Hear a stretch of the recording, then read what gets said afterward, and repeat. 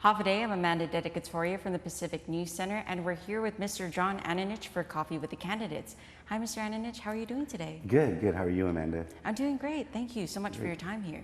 Oh, thanks for having me. Thanks for this opportunity.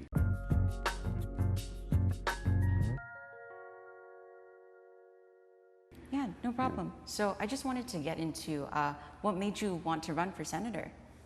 Well, you know, that's actually an interesting question. You know, everyone thinks that that's the easiest question to answer, but particularly for me, it's even more difficult because I was never into politics, and I'm not a politician. I used to actually shy away from it. And basically, like what everybody else is saying, all the new candidates, you know, I'm frustrated. You know, the crime on Guam is running rampant, and you know, my background is law enforcement, and I just got frustrated. Nothing was happening to deter crime. You know, the criminals are running free, and I was complaining to my wife, Hope, actually about it, and she basically said, you know, hey, if you do nothing about it, you're part of the problem. Why don't you throw your hat in there and run and be part of the solution? So she actually motivated me. So that's why I'm running. I'm running to make Guam safe again. And you know, I find myself in the middle of a campaign, right? So that was the reason why, was just to bring safety back to our community. That's awesome. And if elected, what 3 initiatives will you push for? Well, I know the first 2 for sure. The first 2 is I want to revert the AG back to the cabinet position that it used to be, make it appointed by the governor, you know, and make the actual prosecutor, the chief prosecutor, an elected official and answerable to the people, because they're the ones that are actually in there, you know, with the gloves on, trying to hold the criminal responsible, you know. So I think if we make them more accountable to the people, we'll have this less slaps on the wrist and a lot more people doing the time for the crimes that they commit. And so I know that you mentioned that the second is we need police officers. So the second thing I'd like to do is put out a bill to hire at least 200 to 300 more police officers and get the police out in the community and bring back the old school community policing. Yeah. Oh, that is awesome. So yes, you did mention that you were a former police officer. How do you think that increasing the police force would help improve public safety on Guam? Well, it's obvious that, you know, crimes happen. You know, where do they happen, right? Where are people getting assaulted? Where are people getting burglarized? It's definitely where the police aren't present. So by having more police officers, you know, visibility and accessibility to the community will deter crime. You know, we need to put them out there. Criminals are, they're actually, you know, they're preying on the community because the cops are so short. You know, they're not they're not out policing the neighborhoods because, for example, I'll give you an example. When I was in the department, you know, the manhood or the police power for the precinct per shift would be like 1, 1, and 4. And what that means, y'all, is 1 supervisor, 1 desk watch, and 4 police officers. So even before we get out of briefing, we're already behind because like the previous shift will have 4 cases that nobody responded to. So right when we get out, the 4 officers are already responding to the previous shift, the pending calls. And there's no one patrolling the neighborhood. So of course, if the criminal doesn't see, if they don't see police officers, they're gonna prey on the community.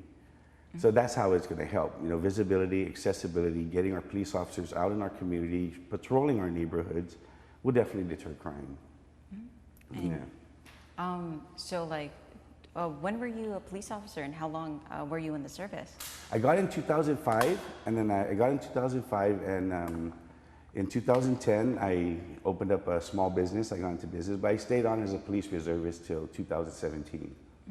And so what were some of the calls or the cases that you'd usually get during your time there? Oh, we got everything. I mean, I think I responded to just about every call there is. You know, I responded to, you know, criminal sexual conduct, you know, and everything from a homicide all the way down to a traffic citation. I did it all. Yeah. So everything a police officer does, I've done. Yeah. And it sounds like that you had to deal with pretty large amount of cases on a daily basis. Like, did you find yourself having to prioritize certain cases just to address them? Well, yeah, you do. You know, of course, any time there's a crime happening against people or a crime against persons, an assault or anything of that nature, that takes precedence over anything else. So it's always safety first, you know. So a police officer's duty is to protect life and property, and life definitely comes first. So if something's happening to an individual, that takes precedence over anything else. And in your opinion, what do you think causes people to commit crimes, and how do you think we can help them not commit any more crimes? Well, I think definitely if we start at a young age, you know, crime prevention through education is a great way. You know, we start them at a young age, and you know, it's a proven fact that children who have a higher education, you know, are less likely to commit a crime. So I think we need to start from the beginning. We need to start at a very young age, teach the kids about, you know, crime prevention through education, and put programs together that bring them all the way through. And I think what we'll see, or what we'll start to see happening is these kids now will grow up and have careers.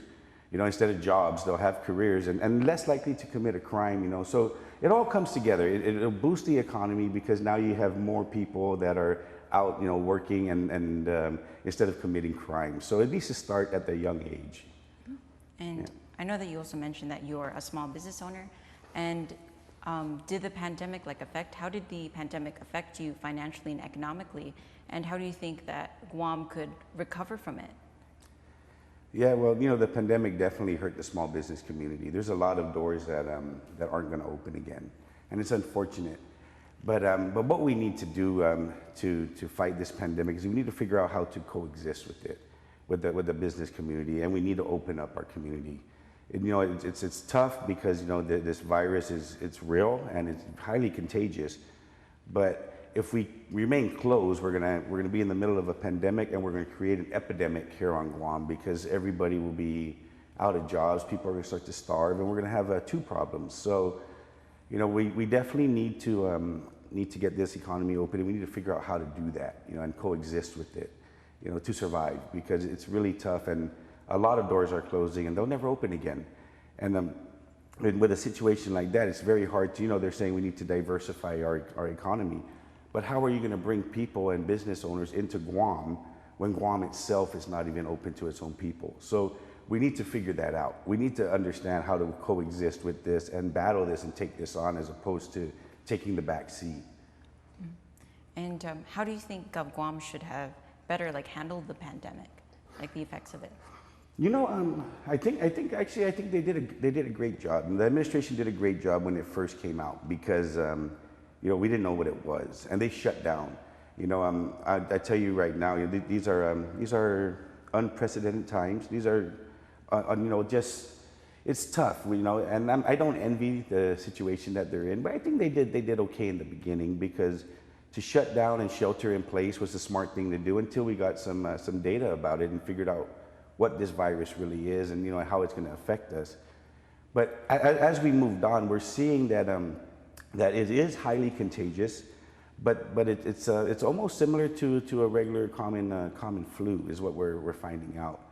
And I think as the data comes through, you know, let's just go ahead and open. It's not showing the big fear factor that came out in the beginning. That I think it was said that 2,000 people were supposed to have died from this, and, you know, the numbers are drastically lower than what was predicted. So I think, you know, we got a little more data, and let's go ahead and open it back up. But I think the governor and the administration, they did a good job in the beginning, because they shut it down. You know, and you know, the health and welfare of our community is paramount, and that's what they had to do.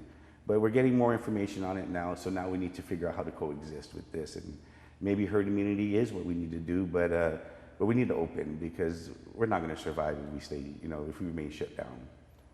And if elected, what legislative committees would you like to have oversight of, and why? Oh, you know, definitely, of course, public safety, because that's what I know, and that's my background. So I think that, you know, I can help in that area a lot more if I'm, you know, ahead of the public safety. But anywhere they want to put me, I'm ready to work. I'm ready to get in there, and I'm ready to go, you know, to go to work. So wherever they feel, you know, I'd be best at, then let's do it. You know, let's get out there if given the opportunity. Let's get out there and let's work for the people. Mm-hmm. Yeah. That's awesome. So let's see. I know that we covered public safety and crime prevention. Do you think that the legal system should have any sort of reform? And if so, like what would you push for? Almost definitely, I do. I think so. I think the crimes and corrections part, needs to be a lot more stiff and a lot more stringent, because not only do we have that problem with the revolving door system and the slaps on the wrist happening with the AGs, but one thing we definitely need to do is no more deals, no more slaps on the wrist, and no more deals for these criminals. And then we need to look at what the penalties are, in the crimes and corrections part, and make the penalty a lot more severe so that the criminal thinks twice, especially when it comes to crimes against persons, because we're seeing a trend of, and you see it every time. I mean, every day. You open the newspaper, you watch the news. Somebody's getting assaulted. Our women and children seem to be the most vulnerable right now, because that's what we're seeing crimes against. So, I think if we make those penalties a lot more stiff, the criminal would think twice. And we cannot just make the penalty stiff. We also got to ensure that the judicial system holds these criminals responsible, because the police are doing their work, and they're catching these guys and they're arresting them, and then they go through the system. The system's just releasing them or giving them plea deals. I mean, I think not too long ago they gave a plea deal to a person that was arrested for criminal sexual conduct. So when you give someone like that a plea deal, they're not answerable to the people anymore, and more so, they're not answerable to the victim. The victim doesn't get justice. A plea deal you should never have a plea deal for crimes against persons, especially when it deals with criminal sexual conduct. They should be responsible, they should answer for it, and they should serve the time. Definitely. And I think those are all the questions that I had, but did you have anything else to add about your campaign or the issues that you're pushing for? Yeah, I'd like to just thank the people out there, because this campaign, even though the landscape has changed a lot, because of the times and the restrictions, we get out there as much as we can, and the support we're getting from the people, it seems to be very very positive. We're getting a good response from the community. So I just like to thank them for reaching out and showing the support that they've done. Mm-hmm. Definitely. Yeah. Thank you so much, Mr. Ananich, for your time. That's all we have for this segment of Coffee with the Candidates. Please stay tuned for more.